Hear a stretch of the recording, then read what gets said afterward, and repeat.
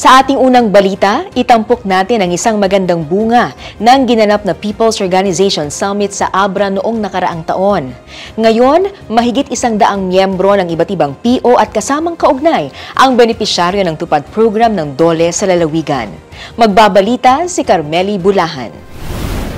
Sa pagtutulungan ng 24th Infantry Wildcat Battalion Philippine Army at ng Department of Labor and Employment o DOLE, nabigyan ng oportunidad na trabaho ang mga miyembro ng People's Organization at former rebels sa iba't ibang bayan sa probinsya ng Abra.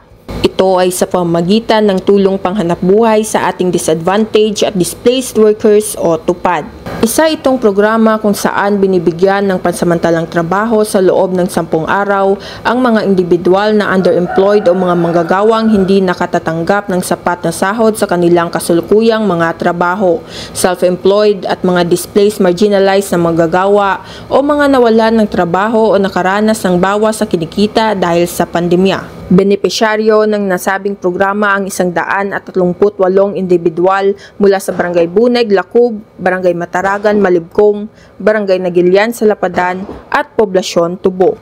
Bunga ito ng iginawad ng DOLE kasama ang Task Force Balikloob na Certificate of Entitlement sa kanila sa naganap na People's Organization Summit noong nakaraang taon. Ayon kay DOLE Provincial Director Christopher Tugadi, ang pagtutulungan ng kasundaluhan at iba't ibang ahensya ng gobyerno ay makatutulong na maiangat ang estado ng buhay ng mga mamamayan sa kanilang probinsya. Mula dito sa lalawigan ng Abra, ako si Carmeli Bulahan, ang inyong pamilyang kaugnay.